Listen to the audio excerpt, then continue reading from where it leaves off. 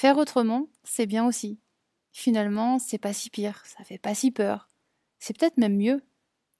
Cette autre phrase m'a marquée également durant notre stage d'équitation éthologique au Maroc. Il arrive parfois que les chevaux soient effrayés par quelque chose, comme une simple bâche au sol, ou par quelque chose que l'on a dans les mains, et dont ils ne connaissent pas encore l'usage, ou qu'ils aient simplement plus de mal d'un côté que de l'autre à exécuter un mouvement. Alors, tout comme nous les humains, lorsque quelque chose nous stresse, nous effraie, que nous avons plus de mal dans un domaine que dans un autre, nous adoptons des comportements qui se transforment parfois en habitudes, néfastes, voire compulsives. Mais on fait ça pour se protéger, et nous n'avons pas toujours conscience de ces schémas. Alors pour les chevaux, c'est pareil. Ils adoptent un certain comportement lorsqu'ils ne sont pas à l'aise, qu'ils sont effrayés ou stressés. Et le travail à pied, en équitation éthologique, consiste en partie à établir une meilleure connexion, une meilleure communication avec le cheval, pour qu'il puisse tout simplement mieux comprendre ce qu'on lui demande. Car demander avec insistance, sans jamais arrêter de demander, au bout d'un moment, le cheval abandonne ou se rebelle parce qu'il ne comprend juste pas ce qu'on lui demande.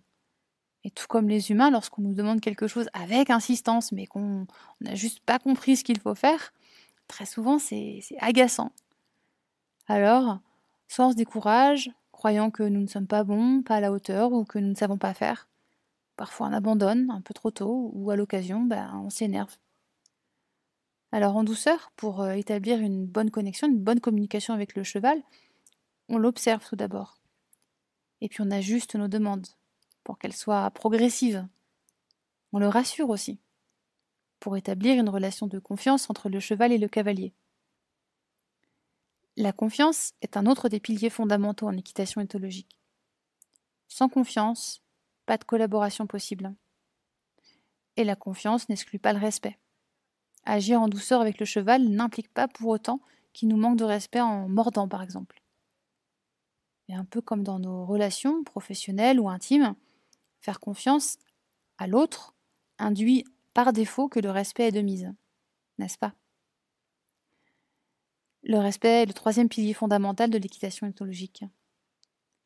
Et tout le travail consiste donc à établir cette relation de confiance et de respect entre le cavalier et le cheval en communiquant clairement avec lui et en apprenant à reconnaître également l'expression de son langage corporel.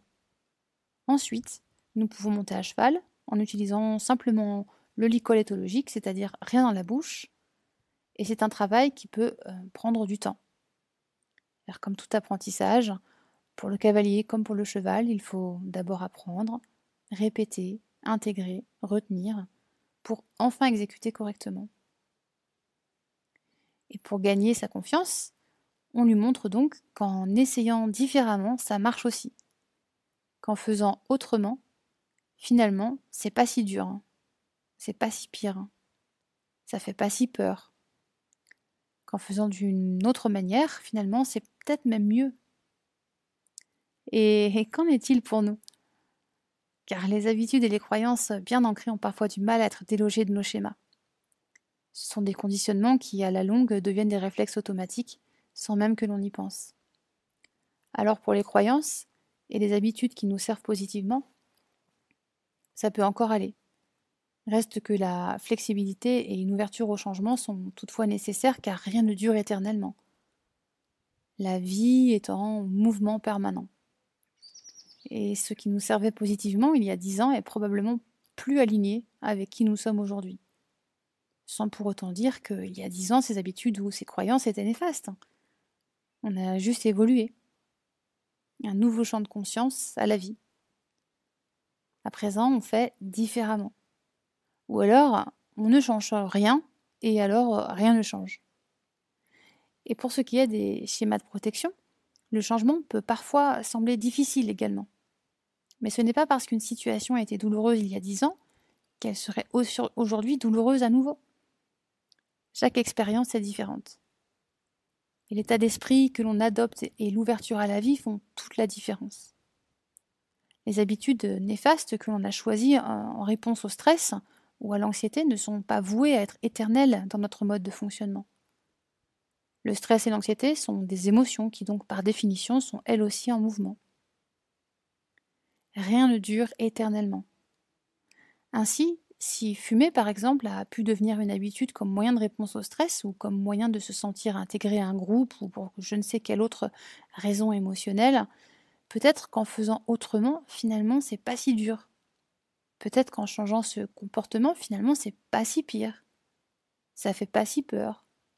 Et qui sait, peut-être que c'est même mieux.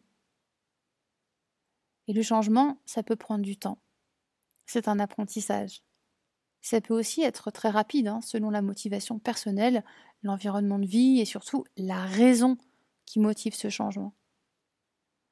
Nous avons besoin de savoir pourquoi nous faisons les choses. Le but est indispensable pour maintenir une nouvelle habitude sur le long terme, ou pour n'importe quelle chose que nous entreprenons en vue d'un objectif particulier, et dont on ne verra pas forcément les fruits dans l'immédiat. Préférer la récompense sur le long terme plutôt que l'immédiateté. Et même si ça demande un effort quotidien, même si c'est parfois difficile, même si la tentation de revenir en arrière nous entoure.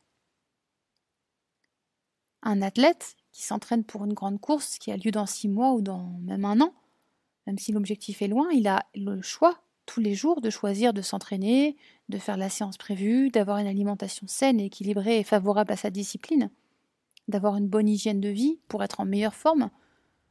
Ou bien il peut se laisser aller à l'envie de sortir le week-end pour boire une ou plusieurs bières ou sauter une séance d'entraînement par-ci par-là, manger un peu trop gras ou un peu trop sucré. Bref, il a le choix. La réussite est entre ses mains. Et si ce que l'on fait dans l'instant peut paraître anodin, c'est le cumul de ces petits travers qui compte à la fin. Mais la bonne nouvelle, c'est que l'inverse est vrai aussi. Chaque action positive conjointe dans une même direction contribue hautement à la réussite et à l'atteinte de l'objectif en question. Alors, peut-être que finalement, faire autrement, c'est bien aussi. Peut-être que c'est pas si pire, que ça fait pas si peur, c'est peut-être pas si dur.